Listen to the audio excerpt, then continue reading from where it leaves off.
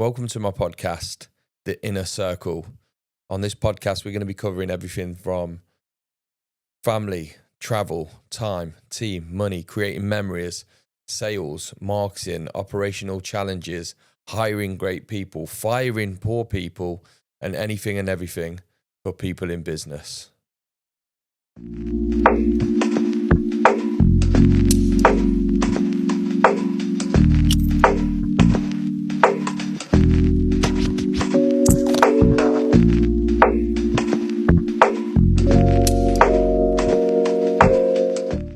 Okay, so this week, as a business, we've been working on many things.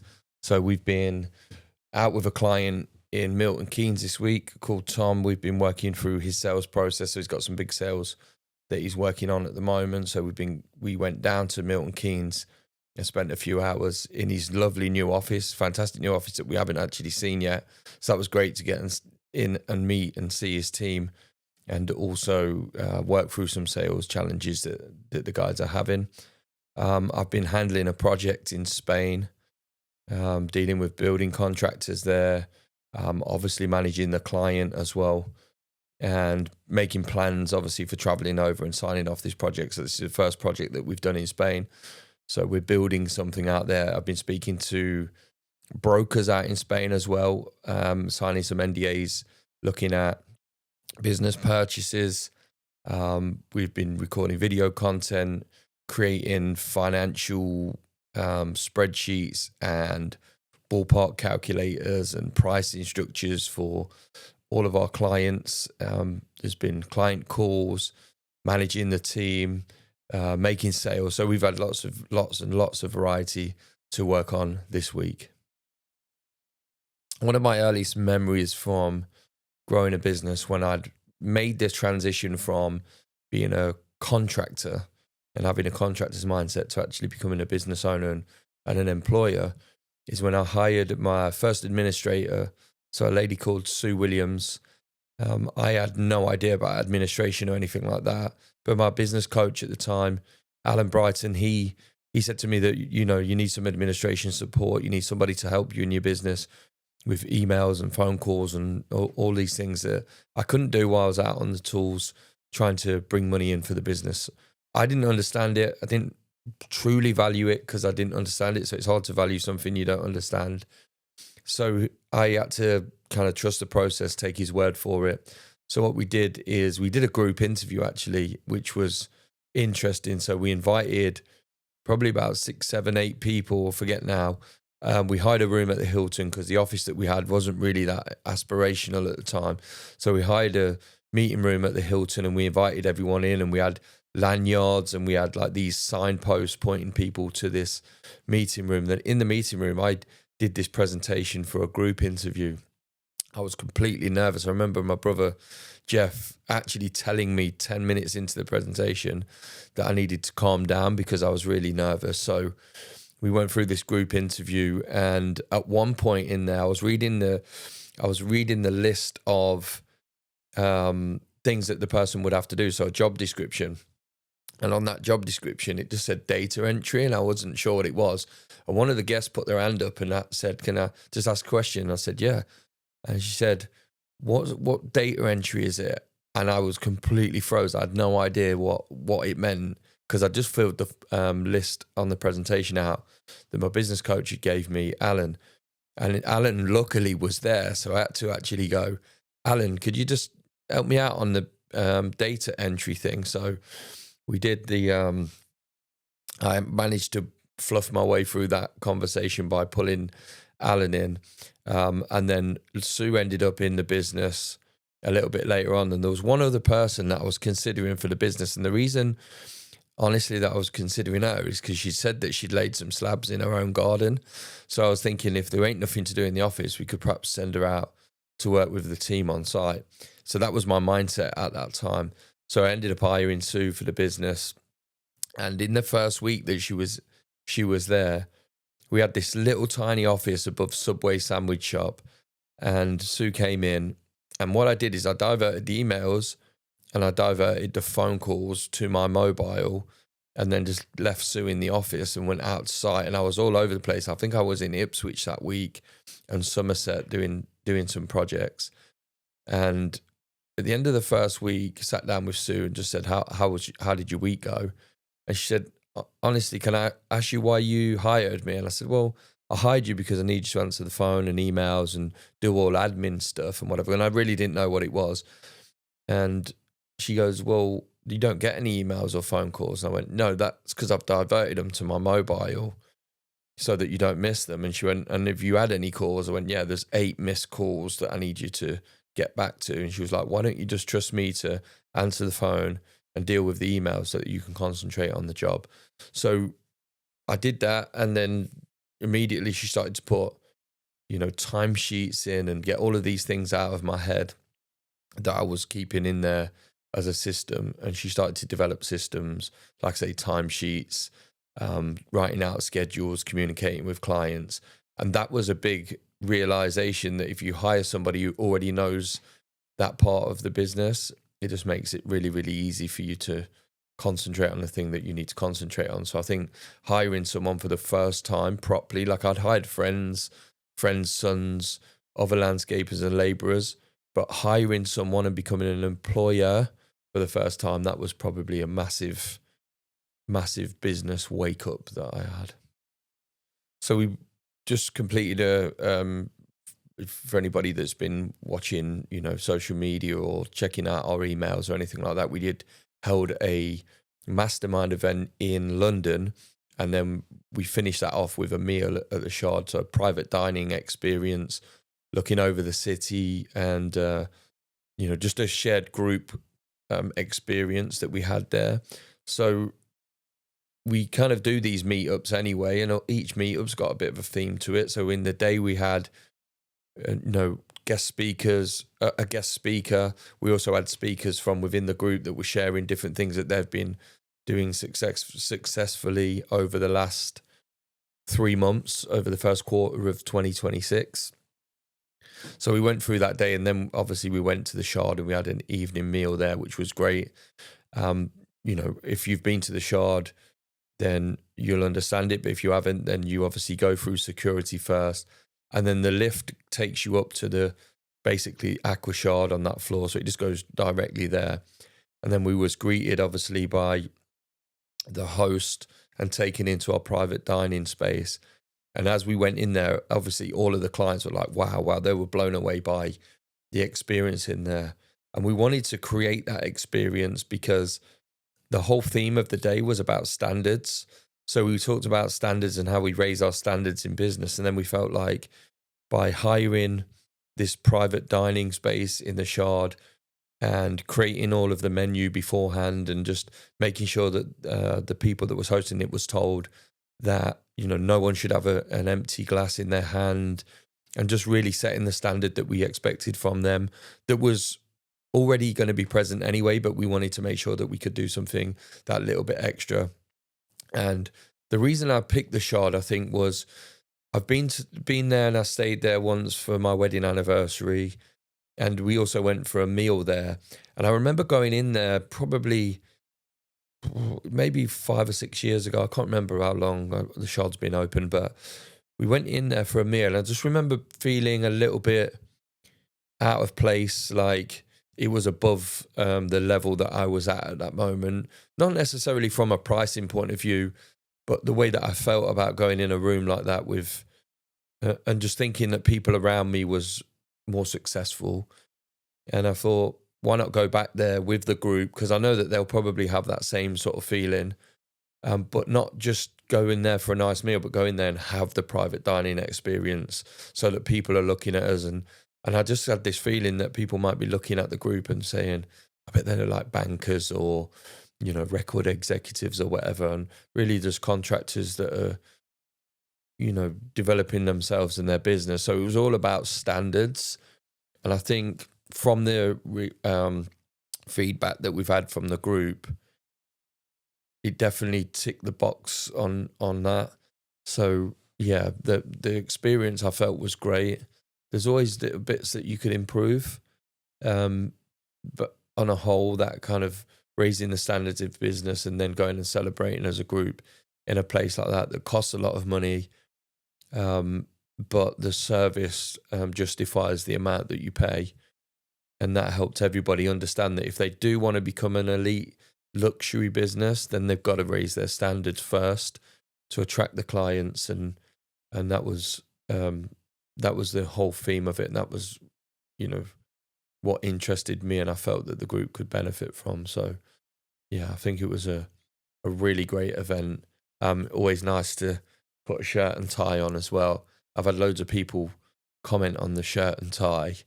I was like, I hardly ever wear one, so it was just nice to do that and celebrate and share some bottles of champagne and just make it a special moment for the clients. And I do think a couple of them stayed out a little bit later than they should have, but there you go. I think my big lesson from London as a whole was, when you run a mastermind, the point of a mastermind is that everybody ends up on the same level. So, Will spoke a lot about marketing and the things that he was doing. And I mean, I introduced him to David Ogilvy, but he added some layers to it that I hadn't even thought about. And he sent me some stuff recently. Sam went into the depths of his numbers that I haven't done for myself for a long time, which I've now gone and done as well.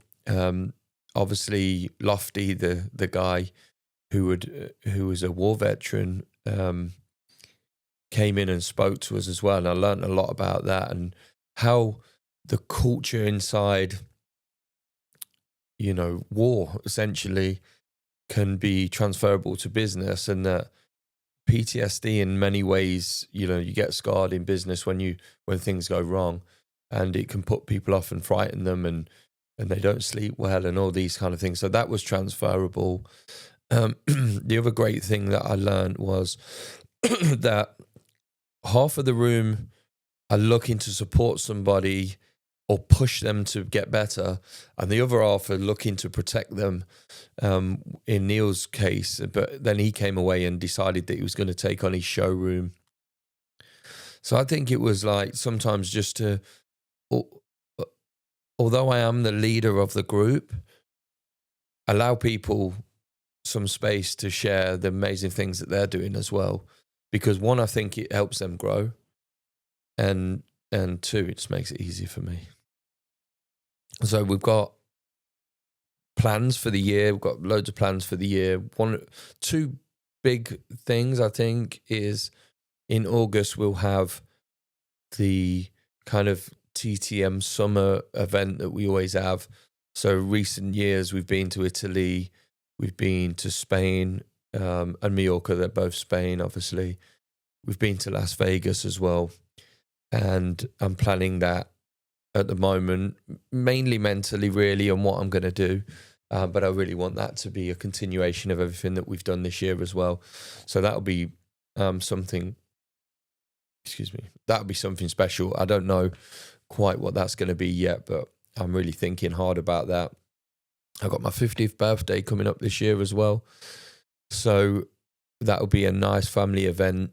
We're going to, me and producer Lexi we've got our villa ready, and we're gonna make that special. I mean, I personally think I love my birthday anyway. It's like one day of the year that I really enjoy, and I think the older that you get, or the older that I've got, certainly I've just started to appreciate it more and enjoy it more.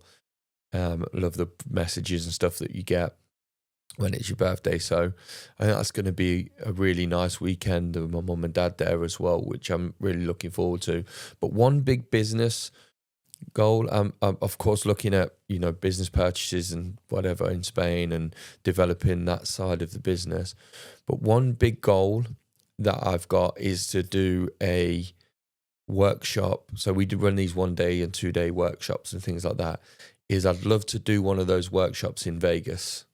That's something that I'd really like to do, and see if I can apply my own system of marketing to fill a room, not necessarily hundreds of people, but 10 or 20 people in a workshop in Vegas, and see if the message kind of transfers into the US market. So that's something I've thought about for couple of years, but I think I'd really love to try that. And even if one person turns up, as my mentor would say, it's a sellout. So I'm thinking, as a business goal, I'd love to do a 1 day or 2 day workshop in Vegas and put a special TTM event on, and then really celebrate my birthday. I said I'm going to have a 50th birthday month this year, so I better hurry up and plan some more stuff. Yeah, obviously I love Spain, right? But I love that part of Spain. But when I was a kid, my mum said to me, like, I never went on an aeroplane till I was 21. And I had my birthday money, probably why I love my birthday as well. So I had some birthday money, and then I paid for me and Marie to go to Spain, ironically. And I remember it was £145 each, and we went to Spain for a week. But my mum said to me that when I was little, I always used to say, when I'm big, I'm going to go to work on an aeroplane. So I do love the traveling aspect that comes with the work that I do at the moment. And I got to say, I think I love a lot of places. I've been to Dubai. I really like that and the feel that you get of like things being big. But I think going to America is my favorite. Like, I've been to Vegas 25 times, New York 5 times, and I've been to Boston and California. Where else have I been? I don't know. I've been loads of places. Toronto's in Canada. I've been to Toronto in Canada as well. Yeah, I forget now. I've been to Florida, Washington, just all these places. But I really love America, how it feels when you're there. I just think whenever I get there, I just think differently as a person about like how big things could be, how big the world is, and I've got some great friends there as well. So yeah, I've made some great friends in America, got some good memories of it. You know, first going there and watching boxing and whatever, and I don't know, there's just something about Vegas that I really love. Going to Vegas and going to conferences or shows, or I got obviously a special memory of going when we went to watch Adele with my wife and Lexi, and at Caesar's Palace when the residency was there. So all of these great things, great memories from there. But I don't know, there's something about America that I love traveling to. I remember that we obviously as well, I think there's a long haul element of travel as well. And I know that probably winds a lot of people up, but I mean, if you cramped in your seats and stuff, I can imagine that it wouldn't be as nice all the time. But I just, something about that long haul flight, the experience, business or first class, working, while I'm having that peace, watching some films, whatever I do. I just like that travel. I don't know what it is about it. I just really enjoy it. And yeah, remember obviously the first time that we went and Lexi went, and we went Virgin upper class, and the obviously it was probably like 9 or something, 8 or 9. I remember her sitting down and having the headphones on, and it was like the first sort of time we'd stepped up as a level, as a family, and sat down with the headphones on and the reclining seat and stuff. And they would come over and they would say, "Okay, Lexi, what do you want?" And Lexi just went, "Dad, they know my name." It was just, I just never forget those little things. So we did say that we was going to go up the stairs because we never flew business or first class, but we thought that going upstairs meant that you was going to be in a different, with different people or whatever. But you'll go on and turn left. So it was a good experience. But yeah, I like the long haul flights and investing the money in getting the right seats and enjoying the whole experience. Yeah, what film? I don't know. It just depends what's on the plane, really. If I go when I'm on a plane, I actually don't really go necessarily for the films. I always check the documentaries first, so I'll have a look through them, and if there's like a 4-part thing on, I don't know, like sports or something, I'll probably watch that. But I do use it as a chance to catch up on films that I should have watched that people talk about and I haven't. So I think it was about 2 years ago, probably not even that, I watched Matrix for the first time, and everyone talked about the Matrix and how amazing it was.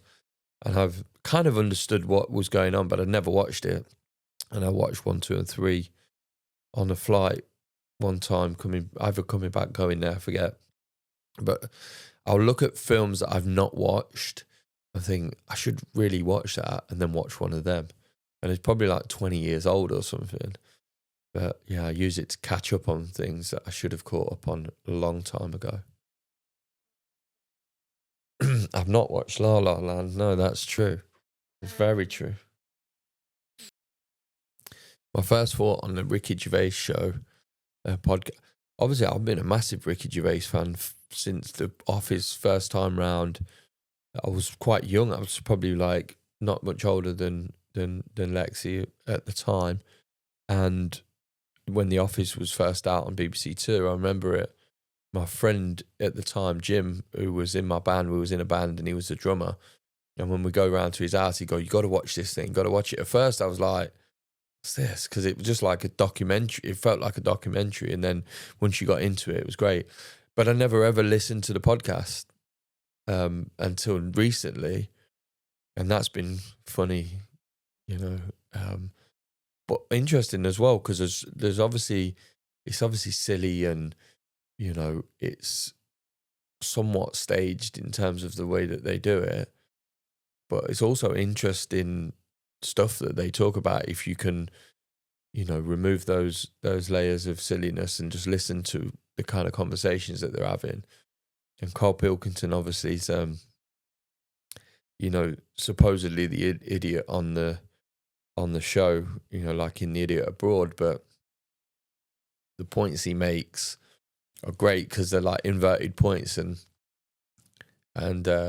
you actually, when he says it, you're like, that makes sense though, actually. And then you start thinking deeply about the other stuff as well. So I think that I love listening to the show because it's interesting, but at the same time, and it's 20 years old as well, but it's obviously we listen to it together, so that's fun as well because we can both laugh at the same humour, which is good. Well, we talked about an invisibility before, didn't we? But I probably, if I had invisibility, then I would want to go and listen to conversations, but then I might not like what I hear. So that rules out that one. So I think it's got to be flying.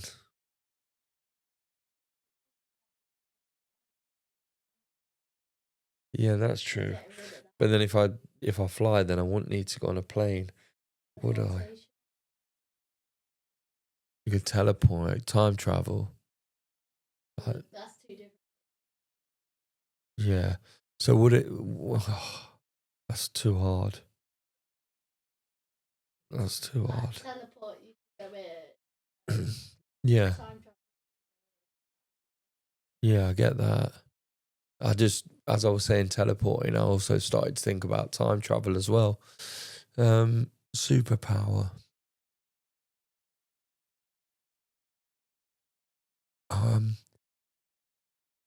Yeah. Could you go back in time as a superpower? So time travel. Yeah, I reckon time travel. I go back and I'd talk to myself and tell myself to, like, what I know now, like, so that I could have made more of those earlier years of my life. Like 17, 18, 19, and not, you know what I mean? Just like go, like, you can have whatever you want, just go on this certain path. And I've always kind of been a bit of a dreamer in that sense and been driven. And I don't think anything's ever been enough in terms of, what achievements and things like that. But I'd probably go back and just steer me in the right direction in the way that I thought about life, not my family and those kind of things. That's always been exactly what I want it to be, but more the decisions that I made around success and business and just that kind of thing. The people that I associated with all the way. I don't really understand the program. I don't understand the program that they're all in a jungle eating rice and stuff and like beans, and then they have to try and win. I was going to say tokens, but they have to win stars, tokens, whatever. And then if they win tokens, they get like kangaroo penis and stuff or something. But whatever it is, I kind of understand it. You put loads of random people in, celebrities or whatever. They all have to eat like weird things and that to try and win stars. And then they get a decent meal. But then they all have to like have their weird personalities that all clash, and then in the end somebody's left as a king or queen of the jungle. So I understand that concept.